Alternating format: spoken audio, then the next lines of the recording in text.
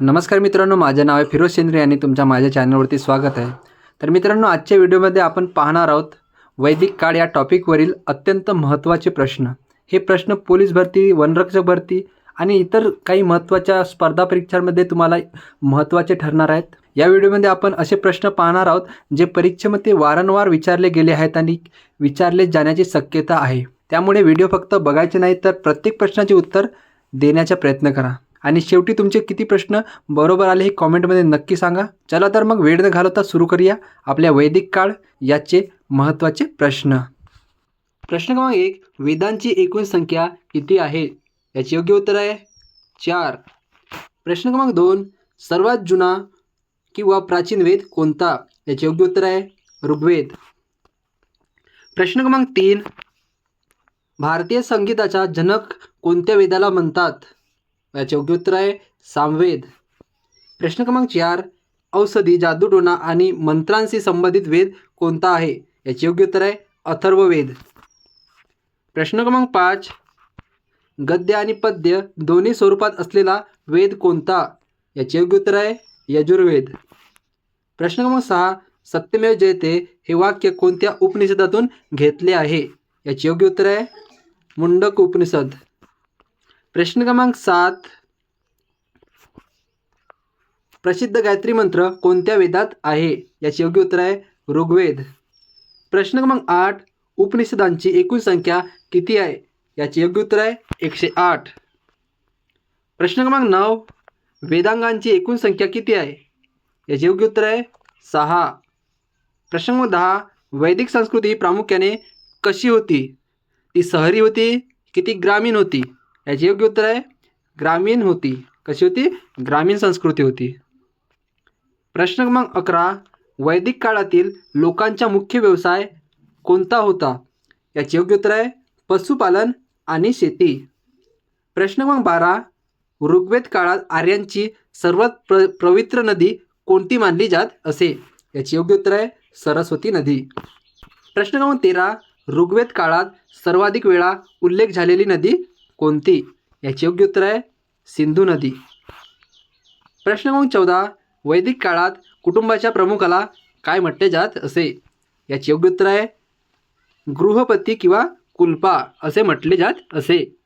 प्रश्न क्रमांक 15, वैदिक काळात ग्राम प्रमुखाला काय म्हणत किंवा म्हणजे गावाचा जो प्रमुख असे त्याला काय म्हणत होते? याचे योग्य उत्तर आहे ग्रामणी. त्याला काय म्हणत? ग्रामणी.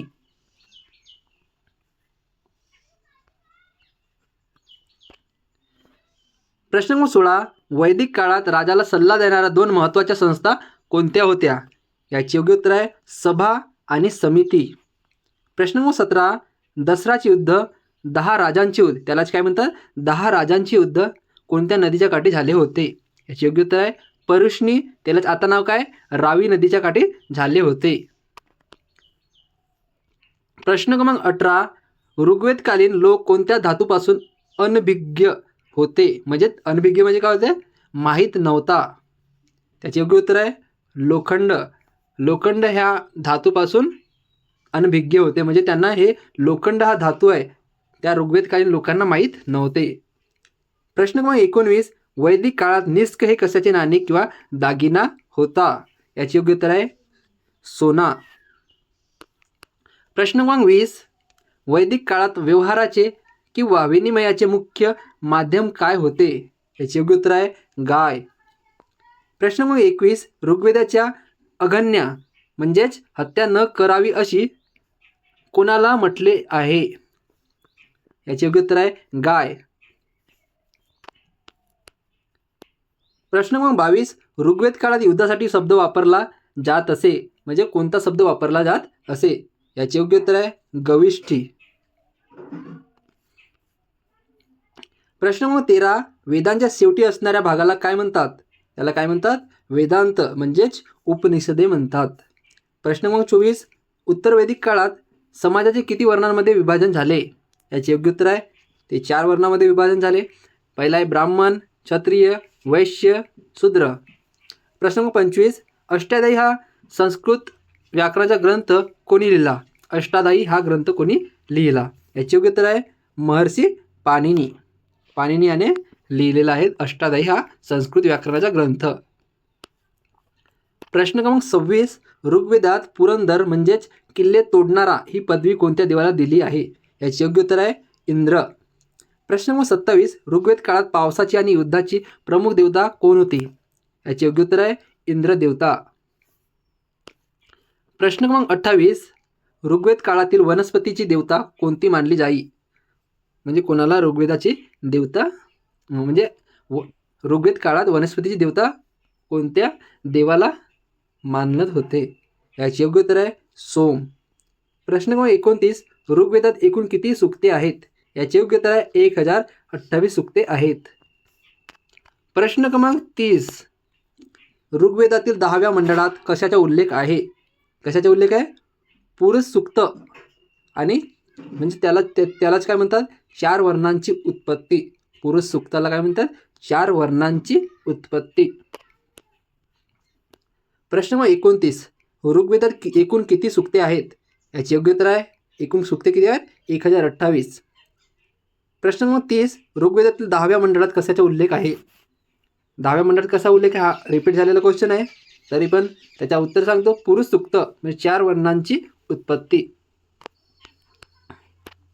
प्रश्न क्रमांक 31, आयुर्वेदाचा संबंध कोणत्या वेदाशी जोडला जातो? आयुर्वेदाचा संबंध कोणत्या वेदाशी जोडला जातो?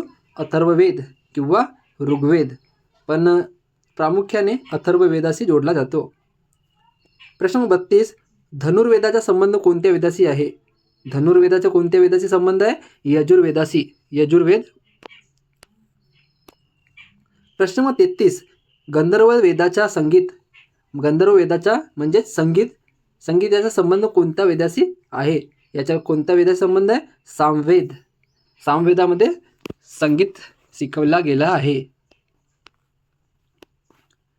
प्रश्न क्रमांक 34, 4 आश्रमांचा उल्लेख सर्वप्रथम कोणत्या उपनिषदात आढळतो? कोणत्या उपनिषदात आढळतो? जाबाल उपनिषद. प्रश्न क्रमांक 35, तमसोमा ज्योतिर्गमय हे वाक्य कोणत्या उपनिषदातील आहे? याचे योग्य उत्तर आहे बृहदारण्यक उपनिषद. प्रश्न क्रमांक 36, झेलम नदीचे ऋग्वेदकालीन जुने नाव काय होते?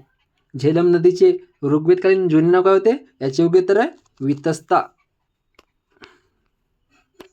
प्रश्न क्रमांक 37, चिनाब नदीचे ऋग्वेदकालीन नाव काय होते? आशिकनी.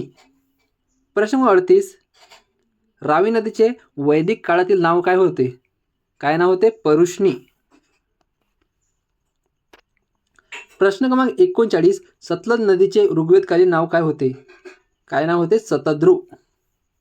प्रश्न क्रमांक 40, बियास नदीचे जुने नाव म्हणजे जुने वैदिक नाव काय होते? विपाशा. योग्य उत्तर काय? विपाशा. प्रश्न क्रमांक 41, वैदिक काळातील कौटुंबिक व्यवस्था कशी होती? ती मातृसत्ताक होती की पितृसत्ताक होती? याचे योग्य उत्तर आहे ती पितृसत्ताक होती. प्रश्न क्रमांक 42, लग्न न करता आयुष्यभर अभ्यास करणाऱ्या स्त्रियांना काय म्हणत? याचे योग्य उत्तर काय? अमाजू. प्रश्न क्रमांक 43, गार्गी आणि मैत्री या कोणत्या काळातील विद्वान स्त्रिया होत्या? याचे योग्य उत्तर आहे वैदिक काळ. प्रश्न क्रमांक 44, साम्राज्य विस्तारासाठी राजा कोणता यज्ञ करत असे? अश्वमेध यज्ञ.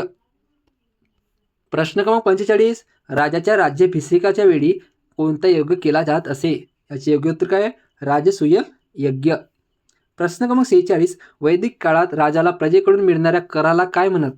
त्याला काय म्हणत? बडी, म्हणजेच इंग्लिशमध्ये पण बडीच म्हणतात. प्रश्न क्रमांक 47, ऋग्वेदातील मंत्रांचे पठण करणाऱ्या पुरोहिताला काय म्हणत? याचे योग्य उत्तर आहे होता. त्यालाच काय म्हणत? होत्री सुद्धा म्हणत. प्रश्न क्रमांक 48, उत्तर वैदिक काळातील सर्वात प्रमुख देवता कोणती बनली? याचे योग्य उत्तर आहे प्रजापती, म्हणजेच ब्रह्मा.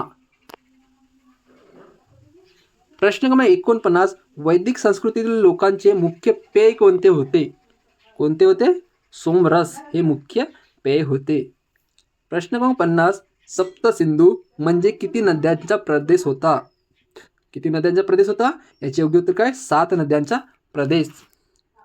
तर हे होते आजचे वैदिक काळ ह्या टॉपिकवरील प्रश्न. तुम्हाला कसे वाटले? व्हिडिओला लाईक करा, चॅनलला सबस्क्राईब करा आणि आपल्या इतर मित्रांना शेअर करण्यास विसरू नका. तर भेटूया पुढच्या व्हिडिओमध्ये एका नवीन टॉपिकवर. चला तर भेटूया मग. धन्यवाद.